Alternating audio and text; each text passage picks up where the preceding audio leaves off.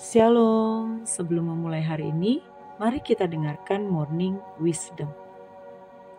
Kali ini perenungan kita belajar dari orang Majus.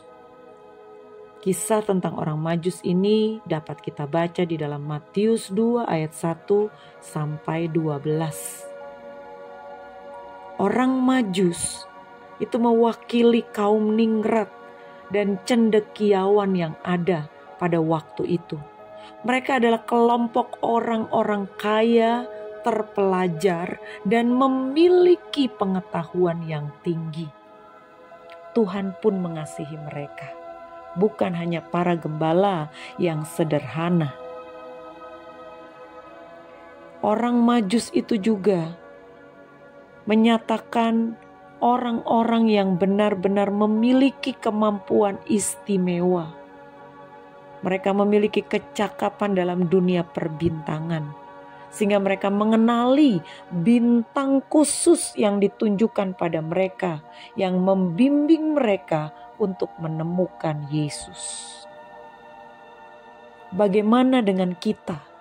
Orang-orang percaya yang diberkati dengan kekayaan, orang-orang percaya yang dimasukkan dalam kelompok orang-orang terpelajar, orang-orang yang berilmu tinggi, orang-orang yang memiliki pengetahuan, kecerdasan, orang-orang yang memiliki banyak harta.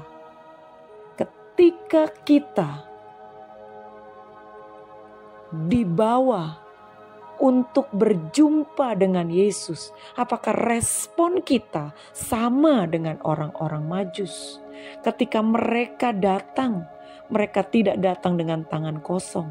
Mereka menempuh perjalanan yang jauh.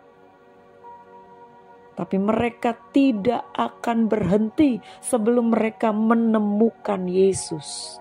Sebelum mereka menemukan pribadi yang mau mereka sembah. Matius 2 ayat 11 mengatakan, maka masuklah mereka ke dalam rumah itu. Ketika mereka sudah berjumpa, mereka masuk ke kandang binatang di mana Yesus diletakkan di tempat wadah makanan binatang dengan kain lampin. Orang kaya, orang terpelajar, orang-orang istimewa, tapi mereka mau masuk ke kandang binatang. Bagaimana dengan engkau, orang-orang percaya? Orang-orang percaya yang diberkati sebagai orang kaya di gereja. Apakah engkau datang untuk benar-benar memuja dan menyembah Yesus? Apakah engkau datang dengan kerinduan berjumpa Tuhan dan mempersembahkan yang terbaik dari hidupmu? Di situ dikatakan, maka masuklah mereka ke dalam rumah itu dan melihat anak itu bersama Maria ibunya, lalu sujud menyembah dia. Mereka pun membuka tempat harta bendanya dan mempersembahkan persembahan kepadanya, yaitu emas, kemenyan, dan mur. Mereka tidak menyayangkan hartanya berkorban bagi Yesus dengan mempersembahkan harta milik mereka yang terbaik. Orang Majus tahu bahwa memberi persembahan adalah bagian dari penyembahan untuk berjumpa dengan Tuhan. Apakah kita begitu sibuk dengan euforia perayaan Natal? Apakah ketika kita memberi persembahan karena kita punya dan diberkati lebih oleh Tuhan, apakah hanya ingin menunjukkan bahwa engkau mampu, bahwa engkau kaya, lalu engkau akan membuat orang berhutang budi padamu, lalu engkau mengharapkan orang balas budi? Engkau mengharapkan bahwa apa yang kau beri itu membuat mereka menghormatimu, membuat mereka mengangkat derajatmu. Bukankah itu berarti engkau bukan membawa korban persembahan kepada Tuhan, tapi engkau sedang mempersembahkan untuk mencari kemuliaan dirimu sendiri? Engkau berkorban dengan pamrih. Dari orang Majus kita mau belajar. Mereka benar-benar melakukan perjalanan itu sudah satu pengorbanan.